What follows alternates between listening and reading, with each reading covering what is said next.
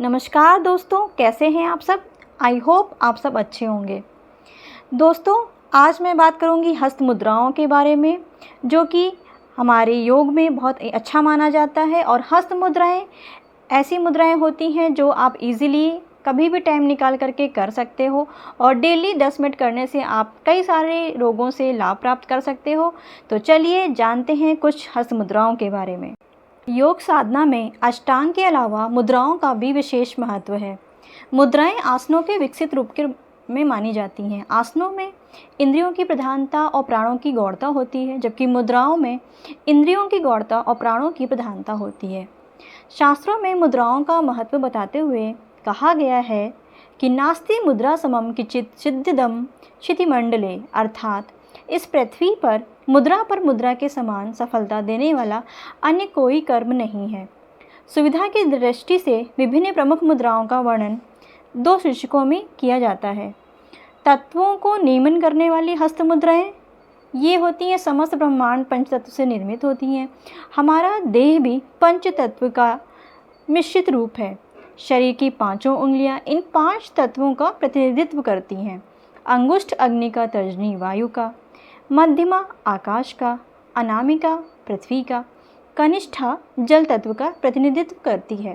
पंचतत्व की समस्थिति से देह निरोग रहता है तथा विषम स्थिति से रोग पैदा हो जाते हैं।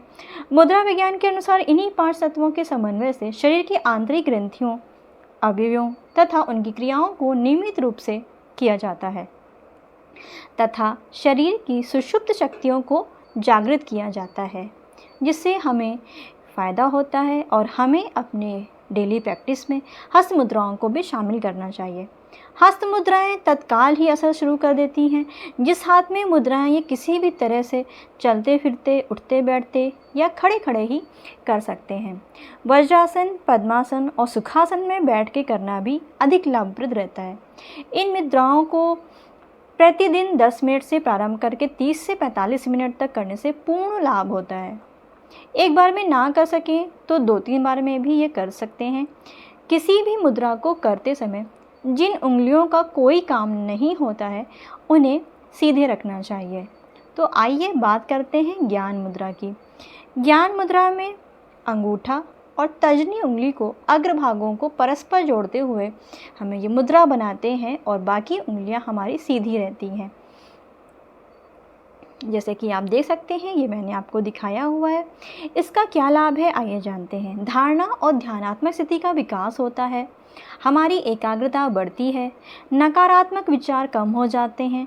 इस मुद्रा से स्मरण शक्ति बढ़ती है, इसलिए इसके निरंतर अभ्यास से बच्चे मेधावी बनते हैं, ओजस्वी होते हैं। मस्तिष्क की स्नायुएं मजबूत होती हैं। सर दर्द, अनिद्रा और तनाव दूर होता है। क्रोध का नाश होता है। अधिक अच्छे परिणाम के लिए यह मुद्रा करने के बाद आप प्राण मुद्रा भी कर सकते हैं। अब देखते हैं वायु मुद्रा। अपनी तर्जनी उंगली को अंगूठे के मूल में लगाकर अंगूठे को हल्के दबाकर रखने से यह मुद्रा बनती है। जैसे कि आप देख सकते हो, ये मैंने आपको करके दिखाया है। इसे कहते हैं वायु मुद्रा, और बाकी की उंगलियां आपकी सीधी होंगी। इसके अभ्यास से समस्त प्रकार के वायु संबंधी विकार, गठिया, संधिवात, आर्थराइटिस, पक्षाघात, कंपवात, सियाटिका, घुटने के दर्द और गैस जैसी समस्याओं का निवारण होता है। आप ये दूर होते हैं। गर्दन, रीढ़ के दर्द में लाभ होता है।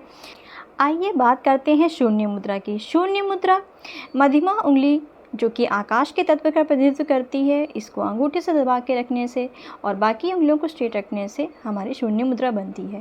आइए इसके लाभ जानते हैं। इस मुद्रा से कान का बहना, कान में दर्द, बहरापन, कम सुनाई देना आदि रोग दीर्घकाल तक कम से कम प्रतिदिन 1 घंटा करने से दूर हो जाते हैं। अस्थियों की कमजोरी हो, हृदय रोग हो, ठीक होते हैं। मसूड़ों की पकड़ मजबूत होती है। गले के रोग, थायराइड रोग में लाभ होता है। सावधानी भोजन करते समय तथा चलते फिरते समय ये मुद्रा बिल्कुल ना करें। आप इस मुद्रा को बैठ के कर सकते हैं। आइए अब जानते हैं पृथ्वी मुद्रा के बारे में। अनामिका और अंगूठे के अग्रभागों को मिलाकर रखने और शेष 3 उंगलियों को सीधा रखने से पृथ्वी मुद्रा बनती है। मुद्रा इसको करने से क्या लाभ होता है, आइए जानते हैं।